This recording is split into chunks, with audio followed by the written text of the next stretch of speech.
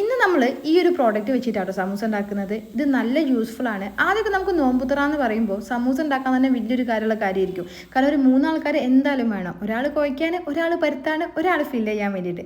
പക്ഷേ ഇനിയിപ്പോൾ അതിൻ്റെ ആവശ്യമൊന്നുമില്ല കേട്ടോ. കാരണം ഇത് നല്ല യൂസ്ഫുൾ ആണ്. ഞാൻ വീഡിയോയിലൊക്കെ കണ്ടിട്ടുണ്ട്, പക്ഷേ ഇത്ര യൂസ്ഫുൾ ആണെന്നുള്ളത് വിചാരിച്ചിട്ടില്ല. ഒരു 24 സമൂസ നമുക്ക് ഒരൊറ്റ ടൈമിൽ ഉണ്ടാക്കാം. ഇതേപോലെ പരത്തിയിട്ട് അതിൻ്റെ മേലേക്ക് ഫസ്റ്റ് ഷീറ്റ് ഇട്ട് കൊടുക്കാം. അതിനുശേഷം നമ്മൾ തീന് സെറ്റാക്കിയിട്ട് അതിൻ്റെ ഉള്ളിൽ ഫില്ല് ചെയ്ത് കൊടുക്കാം.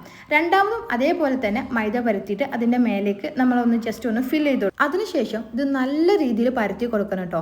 നല്ല ഫോഴ്സ് ചെയ്ത് പരത്തിയതിന് ശേഷം സൈഡിലുള്ള നമ്മളെ മൈദൻ്റെ മാവൊക്കെ ഒന്ന് മാറ്റി കൊടുക്കണം. എന്നിട്ട് ഒരു പാത്രത്തിലേക്ക് നമ്മൾ ഒരു മാക്സിമം ഒരു 24 സമൂസ ഉണ്ടെന്നാണ് എൻ്റെ ഒരു അറിവ് വെച്ചിട്ട്.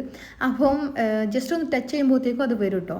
ഇത് ഞാൻ വീഡിയോ ഒക്കെ കണ്ടിട്ട് ഇത്ര സക്സസ് ആവുമെന്നൊന്നും വിചാരിച്ചിട്ടില്ല കേട്ടോ. അങ്ങനെ വാങ്ങിയതാണ്. പ്രത്യേകിച്ച് നോമ്പ് തുറന്ന സമയത്തൊക്കെ നല്ല യൂസ്ഫുൾ ആണ്.